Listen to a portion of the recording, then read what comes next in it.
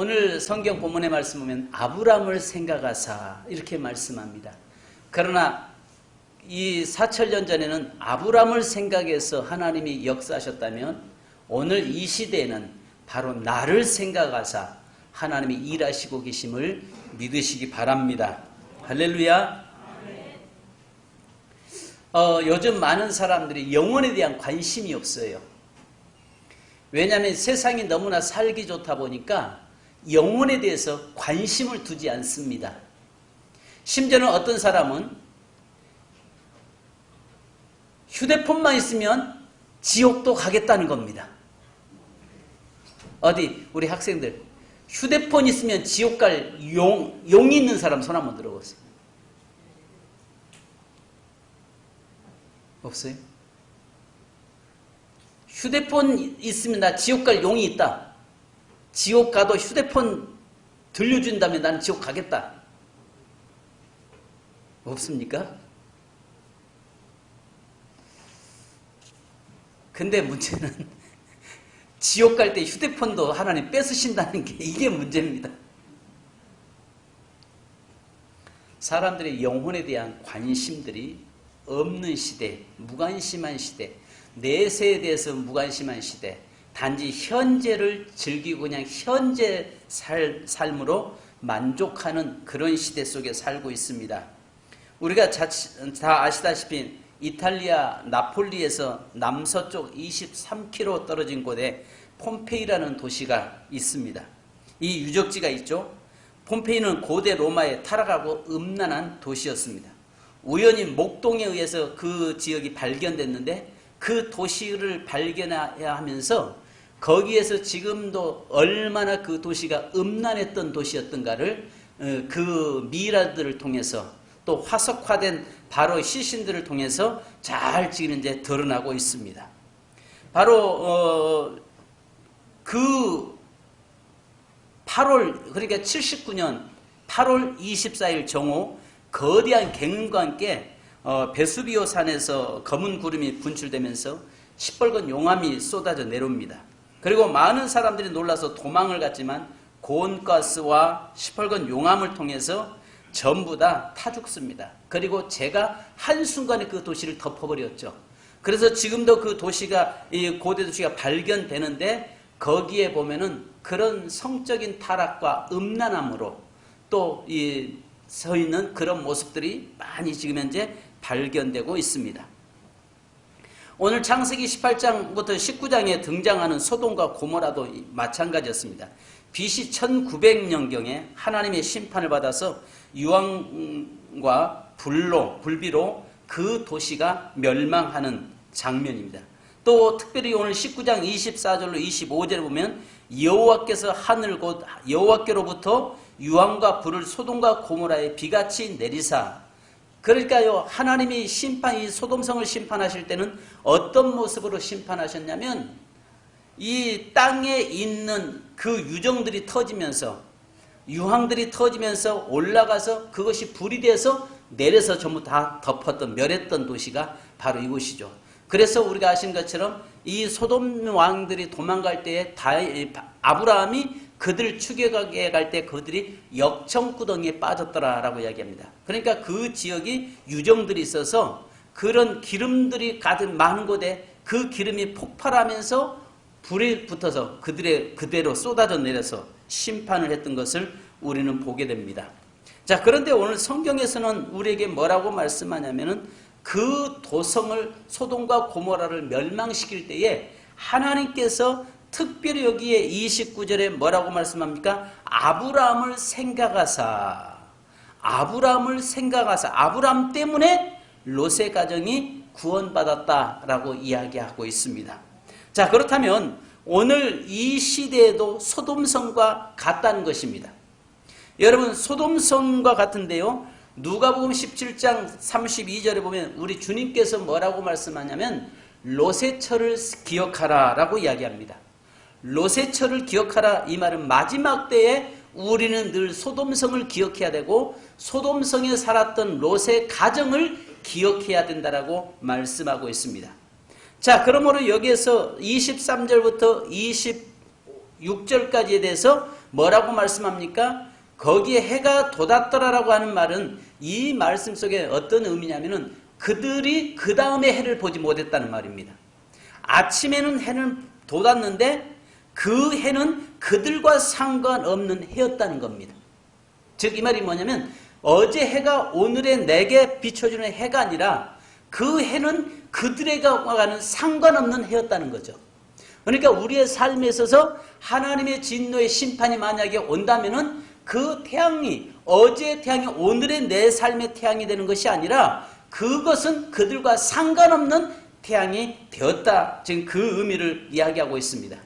그러면서 하늘에서부터 비같이 쏟아져 내려오는데 여기에 보니까 뭐라고 합니까? 롯의 아내는 뒤를 돌아보았으므로 소금 기둥이 되었더라.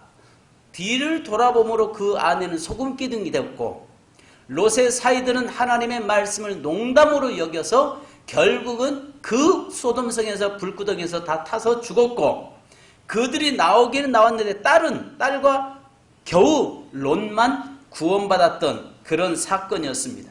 자, 그 사건을 성경에서는 우리에게 뭐라고 말씀하냐면 마태복음 10장 15절에 보면 이렇게 말씀합니다.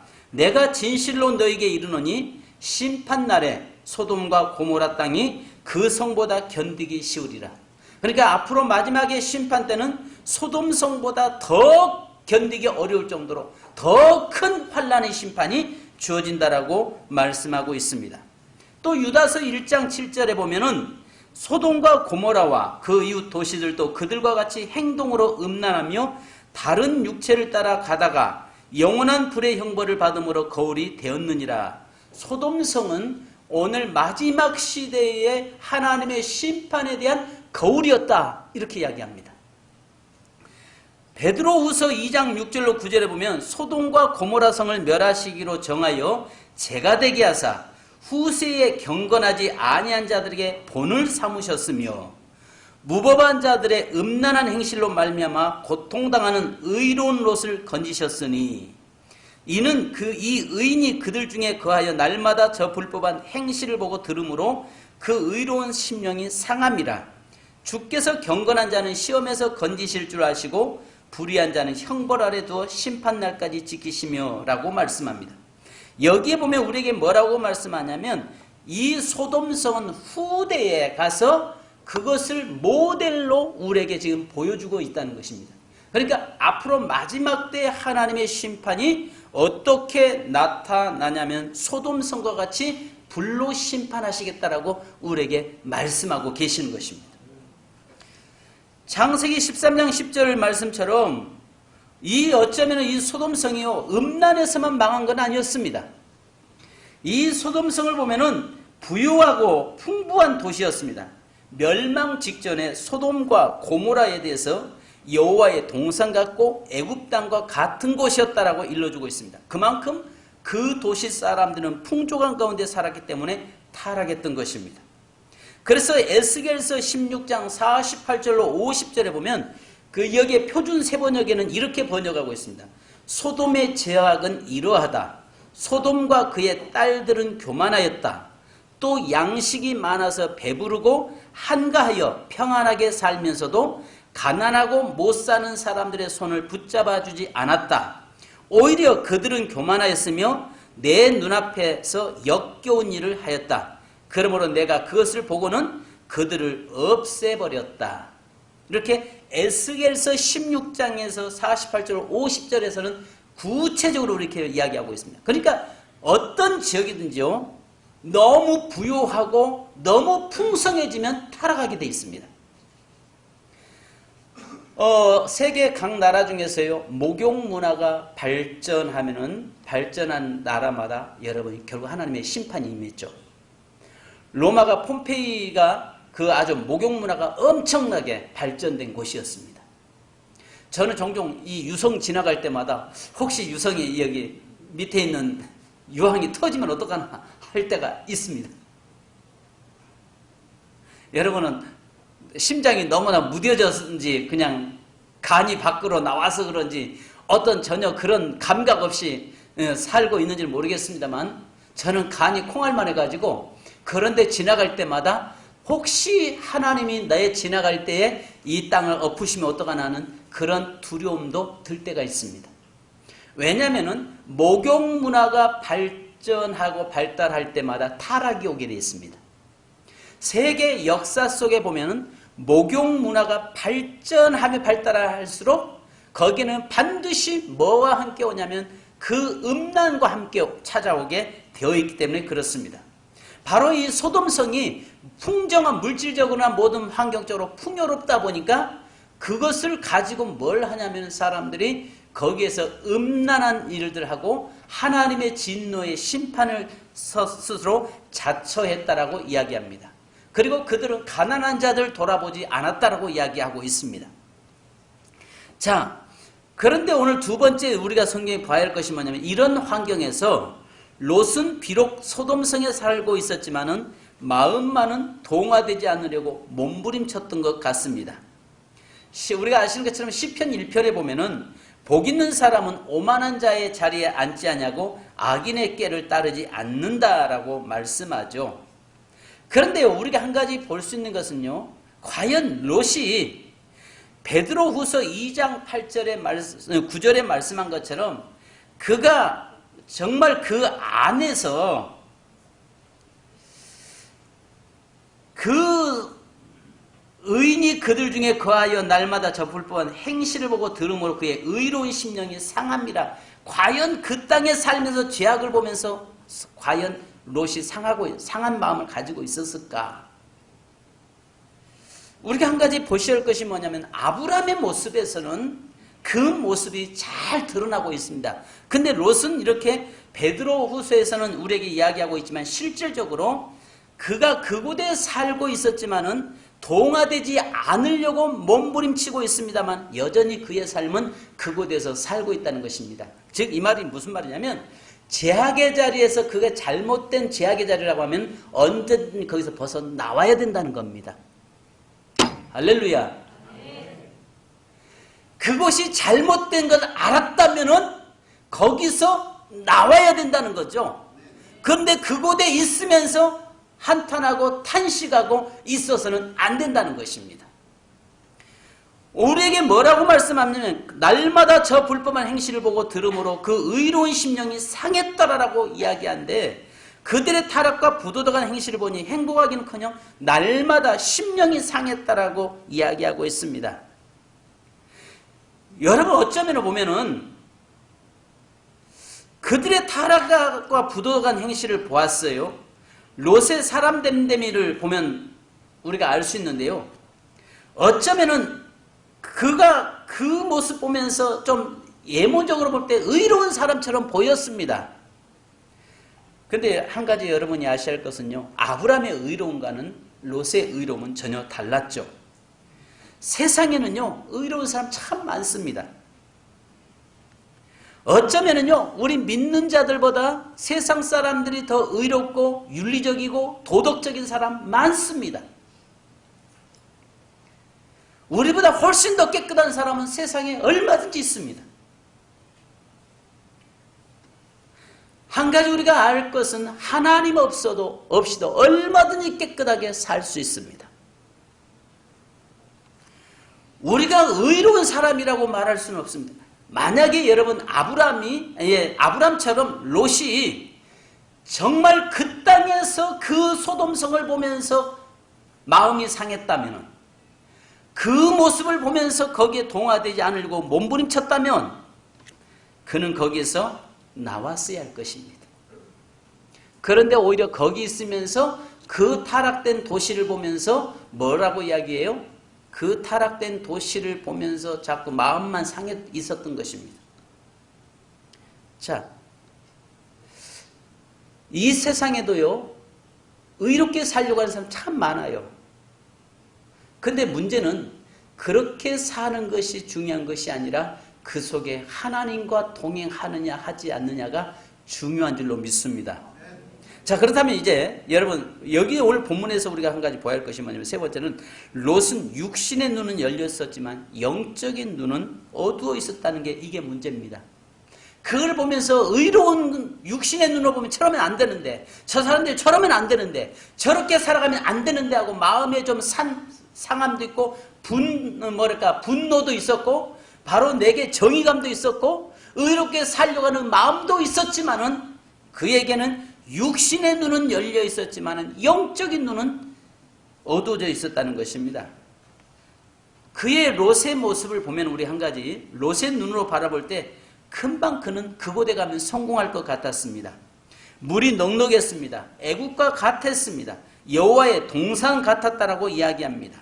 그래서 13장 10절에 보니까 롯이 눈을 들어 요단 지역을 바라본 즉 소알까지 온 땅에 물이 넉넉하니 여호와께서 소돔과 고모라를 멸하시기 전이었으므로 여호와의 동산 같고 애굽 땅과 같았더라.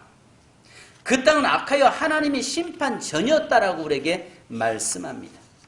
만약에 그가 롯이요 아신 것처럼 조금만 그 속에 영적인 눈이 띄어서 그 땅에 죄악이 있고 하나님의 심판이 다가오고 있다는 것을 알았다면은 아무리 그 땅이 좋고 그 환경이 좋을지라도 그 땅에 살 수가 없는 거지요. 근데 그의 인생에서는 지금 현재 뭘 하냐면은 육의 눈은 열려 있는데 영적인 눈은 닫혀져 있습니다. 그러니까 영적인 모습은 보이지 않냐고 육신적인 모습만 보여지는 것입니다. 요즘 모든 사람들이요 전부 다 육적인 눈을 떠서 육적인 것의 아름다움과 즐거움을 쫓아가고 있잖아요. 우리가 어떤 여러분들의 며느리, 여러분들의 사이, 여러분들의 자녀들이 결혼할 때도 외모적인 모습을 초점을 두지 그 사람의 영적인 모습을 보려고 하지를 않습니다. 그러다 보니까 너나 할 것 없이 요즘 얼굴에 뼈 깎는 아픔과 살 깎는 아픔 경험하지 않는 자녀들이 어디 있습니까? 그죠? 살 깎는 아픔과 뼈 깎는 아픔, 이거 우리 부모들이 내 자식들을 그렇게 하고 있잖아요. 그것보다 그 아픔보다도 하나님의 말씀대로 살지 않고 하나님의 영적인 모습에다가 집중한다면은 그것에 하나님이 우리에게 원하시는 것은 그것을 원하고 계시는데 우리는 자꾸 외모적인 것, 육신적인 것에 자꾸 거기에 초점을 맞추고 사는 것이죠. 자, 여기에 보니까 13장 13절에 보면 소돔 사람들은 여호와 앞에 악하며 큰 죄인이었더라라고 이야기합니다. 그러면 롯이 뭘 바라봐야 되냐면 그 속에 하나님이 계신가 계시지 않는가, 하나님이 나와 함께 하시는가 하지 않는가, 이걸 봐야 되는데 그가 말로는 하나님을 믿는다, 하나님이 내게 허락하신 땅이다, 하나님 내게 주신 축복이다, 하나님께서 예비하신 곳이다 라고 이야기하고 있지만은 실질적으로 거기에는 하나님이 계시지 않는 것이거든요. 근데 자꾸 그것을 쫓아가거든요. 그러니까 오늘 많은 그리스도인들이요 뭐라고 하냐면 내가 하나님 믿는다고 이야기합니다. 하나님이 내게 약속 주신 축복이라고 이야기합니다. 하나님 나와 함께 하실 것이라고 늘 애써 그것을 스스로 내 자신을 이루하면서 갑니다. 육신의 눈을 열어서 그 하나님이 내게 주신 것 같이 보여집니다. 근데 문제는 내 속에 있는 게 뭐가 문제냐면은 내 안에 하나님이 계시지 않는 것. 육의 눈은 띄어 있는데 영의 눈이 띄어지지 않는 것을, 이게 우리는 볼 수 있는 거죠. 그래서 창세기 14장 1절로 12절에 보면요, 하나님께서 롯을 돌아오게 하기 위해서요 1차 경고를 합니다. 1차 경고하는데 어떤 경고를 하시냐면은 롯이 그곳에서 한참 재미지게 살고 있을 때, 한참 축복을 누리면서 살고 있을 때에 그 땅에서 이 9지파가 서로 연합으로 전쟁을 하기 위해서 롯을 잡아가 버립니다. 롯을 잡아가면서 있는 그동안 모아놨던 재산들 전부 다 가지고 끌려가잖아요. 그때 아시는 것처럼 아브라함이 자기 집에서 키웠던 318명의 종들을 데리고 가서 그들과 싸워서 롯을 되찾아옵니다. 여러분, 그렇게 했으면 뭐 해야 돼요? 그곳에서 나와야죠. 이미 하나님이 1차적인 경고를 통해서 알겠으면 그곳에서 나와야죠. 그런데 한번 거기에 그 단맛을 보았기 때문에 나오질 못하는 것입니다. 지금도 어떤 분의 간증을 제가 들었는데 기억합니다. 월정사에 불교 우리가 오대산 올정사의 주지였던 유명한 스님이 한 분 계시죠. 청담 스님이 계십니다. 근데 이분이 예수를 어느 날 갑자기 성경을 보면서 예수를 믿었다는 겁니다. 근데 예수를 믿었는데 이분이 돌아서 나오려고 보니까 불교가 완전히 다 무너져 버리는 거예요. 왜냐하면 그분이 예수 믿고 교회로 다시 회개하고 나온다면 불교는 완전히 다 무너져 버린다는 걸 알고 불교에서 발칵 뒤집혔다는 거죠. 그리고 나서 제발 당신은 나가면 안 된다고 해서 그분이 결국은 거기서 예수는 영접했다고는 하지만은 그 마지막 그렇게 돌아가셨다는 말이 있어요. 그러면서 자기 제자들한테 자네들은 나가서 예수 믿으라고. 그래서 자네들은 그곳에서 나가서 예수 믿으라고 하면 성경 선물하면서 나와서 이분들이 예수 믿고 그곳에서 나왔다고 하는 이야기를 제가 들은 적이 있어요. 그곳에서 잘못된 거 알면 나와야 되는데 여러 가지 때문에 나올 수 없는 것입니다. 우리가 종종 집에 보면 꿀병을 열어놓을 때 보면은 그 주위에 벌레들이 와서 개미들이 와서 죽어 있어요. 왜 그렇습니까? 한번 그 단맛을 맛보고 나면 돌이킬 수가 없는 것입니다. 오늘 여기서 이 롯이라고 하는 사람이 육신의 눈으로 보니까 그곳이 너무 아름답고 이미 그 단맛을 이미 보았어요. 그리고 나서 이것을 거기서 돌이켜 나오려고 하니까 안 되는 겁니다. 그런데 하나님께서 그래서 1차적으로 그에게 그런 환경적인 어려움을 통해서 나오게 만드는데도 여전히 그곳에 머물고 있었습니다. 그러다가 아시는 것처럼 결국은 그 소돔성을 이미 하나님이 심판하시고 멸하시는 것은 그 이후의 사건이잖아요. 우리가 한 가지 생각해야 할 것이 뭐냐면은 그곳에서 육신의 눈은 열려 있는데 영혼의 눈이 열려 있지 않다 보니까 보이는 환경은 화려해서 하나님이 축복하실 것 같은데 거기는 하나님이 계시지 않는 것을 보지 못했다는 거죠. 중요한 것은 환경의 문제가 중요한 것이 아니라 하나님이 계시느냐 계시지 않느냐가 중요한 줄로 믿습니다. 아시는 대로 여러분 아브라함이 살았던 곳은 헤브론 골짜기라고 이야기해요. 여러분들이 직접 헤브론 골짜기를 한번 가보시면 그곳이 어떻게 생겼는가를 아실 겁니다. 돌짝밭입니다. 풀 한 폭이 제대로 있는 곳이 아니에요. 사람 살기는 정말 힘든 곳이에요. 그곳은요, 양치기도 힘든 그런 골짜기, 그런 곳이에요. 짱돌들만 잔뜩 깔려있는 곳이에요. 그런데 롯이 살고 있던 그 땅, 롯이 선택해 갔던 그 땅은요, 너무너무 아름다운 땅이에요. 그러니까 뭐라고 하냐면 하나님 내게 주신 축복의 땅이라고 생각했잖아요. 여호와의 동산 같다고 이야기하잖아요. 그런데 그 땅에서는 결국은 무너졌고 인간적인 모습 볼 때는 도저히 사람 살기 어려울 것 같은데 그 땅에서는 하나님께서 그의 삶을 풍성케 하셔서 지금은 그의 후손들이 세계 모든 경제권을 잡고 간 것을 우리는 보게 됩니다. 자, 그나마 다행인 것은 오늘 롯이 구원받을 수 있었던 것은 여기에 29절 다 같이 읽습니다. 정신 차립시다. 29절 어젯밤에 뭐 하셨는지 모르겠어요. 시작. 하나님이 그 지역의 성을 멸하실 때에 곧 롯이 거주하는 성을 엎으실 때에 하나님이 아브라함을 생각하사 롯을 그 엎으신 중에서 내보내셨더라. 하나님이 누구를 생각하사? 아브라함을 생각하사. 그러면 이 사건은 과거의 사건이지만 오늘 우리에게 하나님께서 뭘로 보여줬다고요? 모델로 세워놨다라고 이야기했어요. 모델로 세워놨다면 오늘 이 시대도 앞으로 마지막에도 이런 심판이 있다. 앞으로 이런 심판이 있다.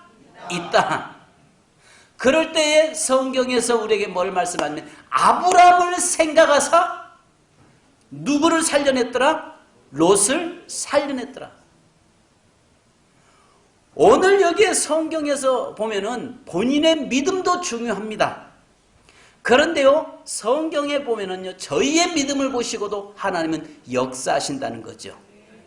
그러니까 본인의 내 믿음대로 될지어다라고 하나님도 말씀하시지만 또 때로는 저희의 믿음을 보시고 너를 살려낸다라고 말씀하세요.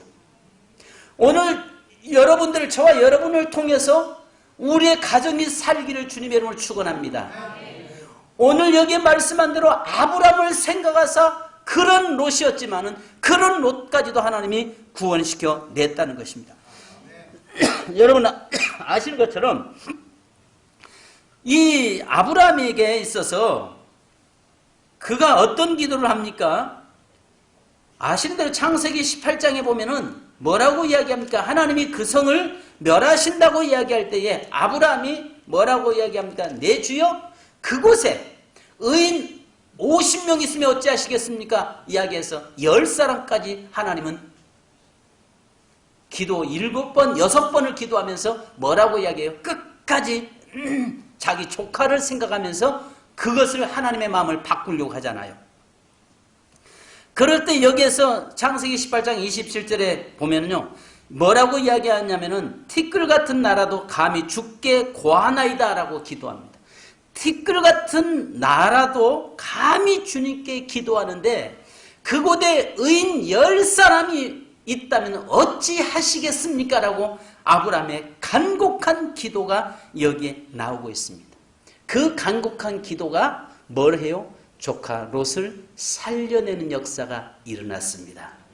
오늘 우리의 간곡한 기도가, 우리의 간절한 포기되지 않는 기도가 오늘 우리의 가족, 우리의 자녀를 살려내기를 주님의 이름으로 축원합니다. 그렇다면 여기 오늘 본문에 보니까 첫 번째 아브라함을 생각하시는데 아브라함의 새벽 기도가 하나님의 마음을 움직였습니다. 따라서 합시다. 아브라함의 새벽 기도가 하나님의 마음을 움직였다. 할렐루야. 27절로 28절을 보니까 아브라함이 그 아침에 일찍 일어나 여호와 앞에 서 있던 곳에 이르러 소돔과 고모라와 온 지역을 향하여 눈을 들어 연기가 옹기까마의 연기같이 치솟았음을 보았더라 이야기합니다. 여기서 27절에 아침에 일찍 일어나 빠뽀케르인데요, 쪼개다, 열다, 그날 새벽 미명에입니다. 그러니까 새벽에 하루를 여는 시간인데요, 어디에서 누구 앞에서 열 것인가가 굉장히 중요합니다. 오늘 어떤 사람들은 하루 새벽을 여는데 어디서 여냐면 공원에서 여는 사람이 있습니다. 어떤 사람은 하루를 여는데 하나님 전에 새벽 제단에, 교회 새벽 제단에 나와서 하루를 여는 사람이 있습니다. 어디서 여느냐가 중요하다는 것입니다. 근데 여기에서 뭐라고 말씀합니까? 아침에 일찍이 일어나 빠뽀케르, 이 말은 그날 새벽 미명에 하나님 앞에서 하루를 열었다라고 이야기하고 있습니다. 아브라함이 하나님 앞에서 하루를 열고 시작할 때에 하나님 앞에 엎드려 기도했던 그 기도를 생각해서 아브라함을 생각해서 조카 롯을 살려냈다라고 이야기합니다. 오늘 우리들이 하루를 시작하는데 공원에서 하루를 시작하는 사람 많습니다. 아침에 여기서 보면 뒤쪽에 공원에 올라가는 사람 새벽에 너무 많아요. 근데 제단으로 나와서 새벽에 하나님 앞에서 하루를 열려고 나와 엎드리는 사람은 없습니다. 도대체 이게 어떻게 된 일이냔 말이에요. 하나님 앞에서 하루를 열고 하나님 앞에서 엎드려 기도하는 그 새벽 기도가, 오늘 아브라함의 그 새벽 기도가 자식을 살리고 조카를 살려내는 역사가 일어나는데, 이것을 우리에게 지금 현재 한 성경에서 모델로 우리에게 삼아줬다고 했고 우리에게 그것을 통해서 너도 그렇게 하라라고 말씀하고 있는데, 아침에 공원에 가서 하루를 시작하는 사람은 많지만은 하나님 제단에 나와서 하루를 시작한 사람은 많지 않더라는 것입니다. 성경의 역사는 새벽에 일어나는 역사들입니다. 믿습니까? 성경의 역사는요, 새벽에 계속 일어나는 역사입니다. 오늘 여기에 소돔성의 심판도 새벽에 있었습니다. 예수님의 부활도 새벽에 있었습니다. 홍해가 갈라진 것도 새벽이었습니다. 모든 성경의 역사는 새벽에 일어났습니다. 새벽을 깨울 때에 하나님은 그 사람과 함께 하신 줄로 믿습니다. 하나님의 역사는 새벽의 역사예요. 그래서 여기 예수님의 부활도 새벽이었고요, 그 새벽에 주님 앞에 나갔을 때 부활하신 주님을 만났고요. 다시 이 땅에 승천하실 때도 새벽이었고요. 다시 이 땅에 오실 것도 새벽인 줄 믿습니다. 여러분, 새벽을 깨우는 자 하나님은요 그 인생을 책임져 주신 줄 믿습니다. 오늘 여기 보니까 아브라함의 새벽 기도가, 아브라함의 일찍 새벽에 일어나서 하나님 앞에 엎드림을 하나님이 기억하셨고 그를 통해서 조카 롯을 살려냈다라고 말씀하고 있습니다. 시편 46편 5절에 보면 하나님이 그 성 중에 계심에 성이 흔들리지 아니할 것이라 새벽에 하나님이 도우시리로다. 시편 119편 148절에 보니까 주의 말씀을 조용히 읊조리려 내가 새벽녘에 눈을 떴나이다. 새벽에 일어나서 여호와의 말씀을 조용히 읊조리기 위해서 눈을 떴다라고 이야기합니다. 예수님도요 여러분 아시는 것처럼 한적한 곳에서 새벽마다 미령의 새벽마다 일어나서 하나님 앞에 엎드려 기도했다는 사실입니다. 이스라엘 백성들을 새벽에 여러분 여호와께 불기둥과 구름기둥을 통해서 홍해를 가르시고 역사를 이뤄간 날이 전부 새벽입니다. 여리고성이 무너진 날도 새벽이잖아요. 그러니까 하나님의 앞에서는 새벽에 엎드려서 기도하는 그 기도를 하나님이 들으시는데 아브라함의 새벽 기도가 뭐 했다고요? 조카 롯을 살려냈다는 겁니다. 할렐루야. 중요합니다. 바로 그렇게 여전히 세상 것을 바라보면서 하나님이 심판하고 직전인데도 그곳에서 마음 놓고 그곳에 살고 있는 그 영혼을 바라보면서 아브라함이 아침마다 그 조카 롯을 위해서 기도하면서 그 땅을 바라봤는데 그 땅이 옹기점처럼 여기서 옹기점처럼 이 말은 뭐냐면 핵폭탄 터지듯이 그 불길이 올라갔다는 말이죠. 올라가는 가운데서 이미 다 자기의 조카가 다 죽는 줄 알았는데 하나님께서 조카 롯을 빼내셨더라고 말씀합니다.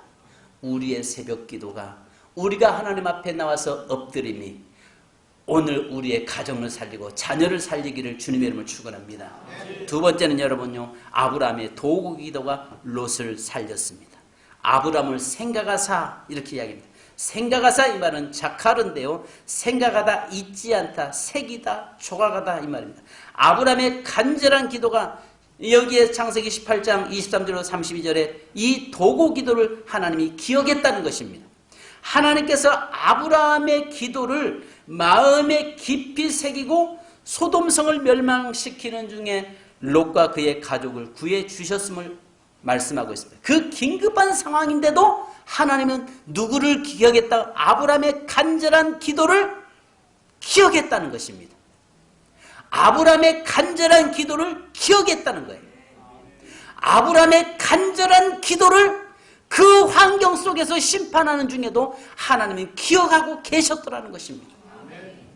그래서 우리가 항상 기도할 때 주여 나를 기억하소서, 주여 내 조카를 기억하소서, 주여 내 조카를 기억하소서라고 기도했던 그 하나님이 아브라함의 그 기도를 들으시고 그런 환경에서 기억하고 계셨다는 것입니다. 아브라함을 생각해서 하나님이 그 조카를 기억했는데 아브라함의 기도를 기억하셨다는 거예요. 성도 여러분, 하나님 앞에 기도는 꼼짝 없습니다. 하나님 앞에 기도는요 허공을 메아리치는 것 같지만 반드시 그 기도는 응답됩니다. 세상에서 가장 무서운 사람은 기도하는 사람입니다. 세상에서 가장 무서운 사람은요 기도하는 사람이에요. 이 나라는요 여러분 요즘 갈수록 보면은요 진보 아예 그냥 갈라져 나눠지고 있어요. 심지어는 교회 안에서도 이게 나눠지고 있어요. 이게 지금 중요한 게 아니잖아요. 그것보다도 지금 우리가 해야 할 것은 이 나라를 위해서 기도해야 되는 거잖아요. 경제가 어렵다, 경기가 어렵고 뭐 이념과 사상의 문제가 아니라 우리가 지금 해야 할 일은 이 땅을 하나님 기억하옵소서라고 하고 하나님 앞에 엎드려서 기도해야 될 때라고요. 그잖아요. 빨갱이 어떤 그런 모습 문제가 아니라 그런 문제를 뛰어넘어서 이 나라 악한 왕도 하나님이 통치하시잖아요. 한 역사의 모든 주권자는 하나님이세요. 하나님이 이끌고 가시는데 우리가 거기에 그 하나님의 역사를 이끌고 가는 그 가운데서 하나님 우리의 기도를 기억해 주옵소서. 하나님 마지막 진노의 심판이 오늘 이때에 하나님 내 기도를 통해서 우리의 자녀를 기억해 주옵소서. 그러니까 하나님께서 뭐라고 말씀하냐면 여기에 아브라함의 그 기도가 도고 기도가 결국은 조카를 기억했다는 거예요. 기억했다. 그래서 하나님이 그를 살려냈다는 것입니다. 그러면서 그의 아내는 어디서 만난 사람이에요? 소돔성에 가서 만난 사람이거든요. 조카 롯이요. 그 아브라함의 뭐랄까 짝져줘서 만난 사람이 아니라 그가 아브라함과 헤어지고 소돔성에 내려가서 소돔 여자를 만나서 결혼한 겁니다. 자식을 낳은 거죠. 근데 결국은 그 아내는 하나님의 말씀을 그냥 무시하는 거죠. 그래서 나오긴 나왔는데 재물을 탈 때에 뒤돌아보면 너 소금기둥 된다 하는데도 결국은 뒤돌아봄으로 인해서 소금기둥 돼버리고 말잖아요. 근데 아브라함을 생각하사 강제로 끌어냈다라고 얘기해요. 강제로. 디모데전서 2장 1절로 2절에 보면 그러므로 내가 첫째로 권하노니 모든 사람을 위하여 간구와 기도와 도구와 감사를 하되 임금들과 높은 지혜 있는 모든 사람을 위하여 하라. 이는 우리가 모든 경건과 단정함으로 고요하고 평안한 생활을 하려 함이라. 우리가 간구해야 됩니다. 그래서 예수님도 우리를 위해서 친히 간구하고 계시는데 히브리서 5장 7절에 보니까 그는 육체에 계실 때 자기를 죽음에서 능히 구원하실 이에게 심한 통곡과 눈물로 간구와 손을 올렸고 그의 경건하심으로 말미암아 들으심을 얻었느니라. 바로 주님의 간절한 그 중보기도가 오늘 우리를 살려냈다라고 말씀하고 있습니다. 베드로전서 3장 12절의 마지막으로 주의 눈은 의인을 향하시고 그의 귀는 의인의 강구의 귀를 기울이시되 주의 얼굴은 악행하는 자들을 대하시느니라 하였느니라. 주의 눈은 의인을 향하시고 그의 귀는 의인의 간구하는 그 입술에 초점을 맞추고 있다는 겁니다. 아브라함을 생각하사 롯을 구원시켰던 하나님이 여러분의 기도를 하나님이 생각하신 줄 믿습니다. 오늘 우리의 기도를 하나님이 생각하시고 우리를 통해서 내 가정이 살고 자녀가 살고 우리의 교회가 사는 역사 일어나기를 주님의 이름으로 축원합니다.